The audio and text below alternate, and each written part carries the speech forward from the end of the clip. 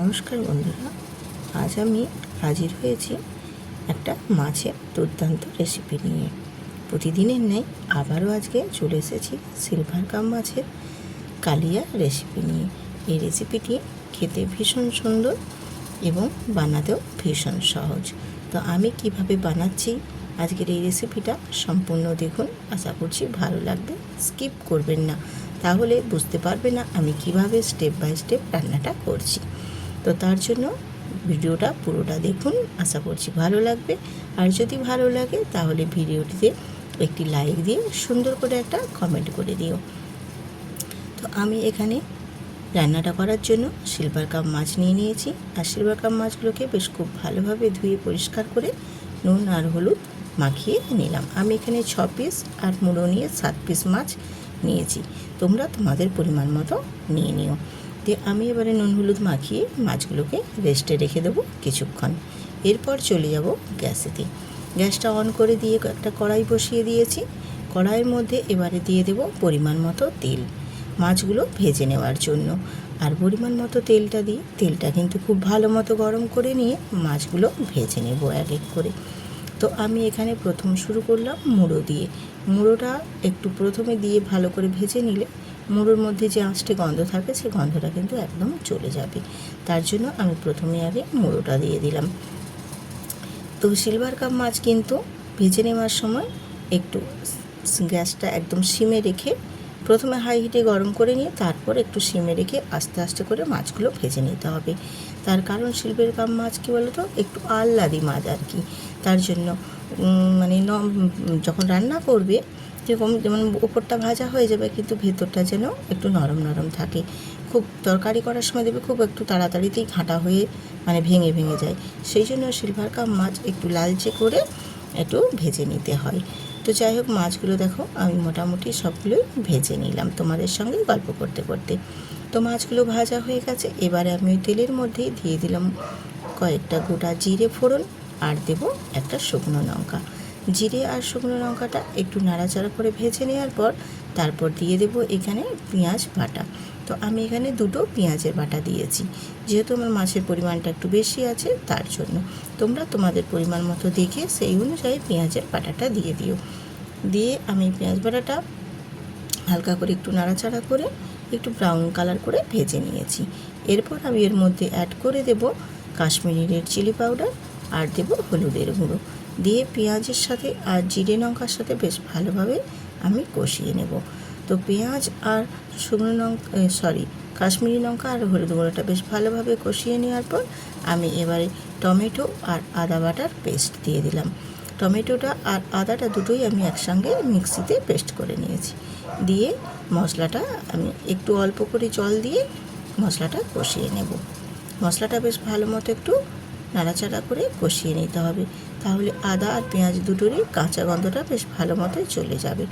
এবার আমি দিয়ে দেবো এখানে স্বাদ মতো লবণ। দিয়ে আবারও আমি মশলাটা কষিয়ে নেব বেশ ভালো মতো করি, বেশ নাড়াচাড়া করে সুন্দর করে একদম কষিয়ে নেব, যেমন না মশলার গা থেকে তেল ছেড়ে বেরিয়ে আসা পর্যন্ত। বেশ এইভাবে নাড়াচাড়া করে কষিয়ে নিলে মাছের রান্নাটা কিন্তু ভীষণ সুন্দর হবে। মশলাটা কষানো হয়ে গেছে। এবারে আমি এর মধ্যে গ্রেভির জন্য জল দিয়ে দেব।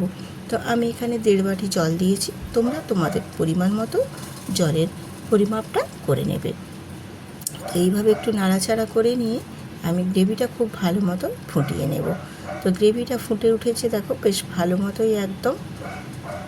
এবারে আমি এর মধ্যে দিয়ে দেব এক এক করে সব মাছগুলো গ্রেভির মধ্যে দিয়ে মাছগুলোকে বেশ ভালো মতোই ফুটিয়ে নেব। তো আমি রূপা ব্লগস এই রূপা চ্যানেলে আপনাদের সবাইকে স্বাগত জানিয়ে আজকে রেসিপি শুরু করে দিয়েছি।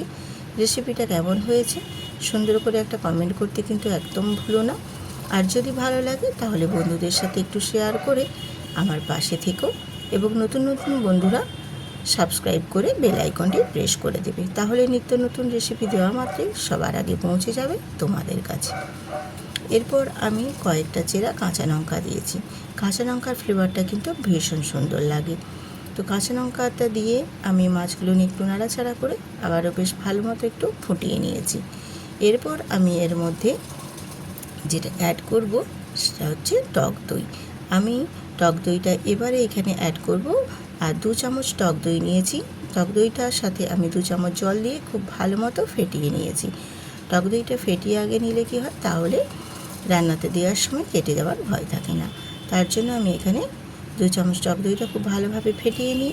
এবারে আমি ওই মাছের তরকারির উপরে দিয়ে দিয়েছি।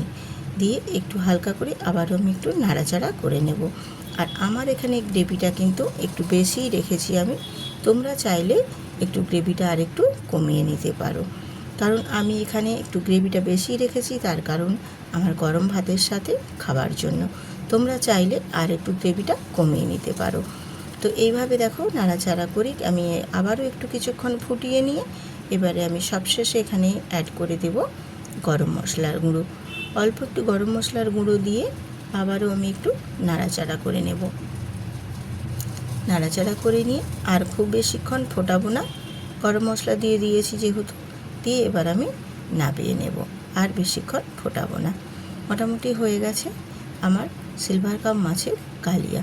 এইভাবে একদম সমস্ত উপকরণ খুবই ঘরে থাকা একেবারে উপকরণ দিয়ে খুব কম সময়ের মধ্যে ঝটপট বানিয়ে নিতে পারো এই সিলভার কাপ মাছের কালিয়া। আমরা তো সিলভার কাপ মাছের অনেক রকম রেসিপি ট্রাই করেছি, তো বন্ধুরা একবার এই রেসিপিটাও ট্রাই করে দেখো। আশা করছি ভীষণ ভালো লাগবে। আমি 2 মিনিট স্ট্যান্ডিং টাইমে রেখে দিয়ে তারপর আপনাদের দেখিয়ে দিচ্ছি। দেখো দেখতে কতটাই সুন্দর হয়েছে। যেমনি দেখতে সুন্দর হয়েছে, খেতেও কিন্তু ভীষণ সুন্দর হয়েছিল। তো এই রকম নিত্য নতুন রেসিপি পেতে আমার চ্যানেলটি সাবস্ক্রাইব করে আমার পাশে থেকো। এবং পুরনো যেসব বন্ধুরা আমার ভিডিওটা দেখছো তাদেরকে অসংখ্য ধন্যবাদ। আবারও আসবো আরেকটা রেসিপি নিয়ে। ধন্যবাদ।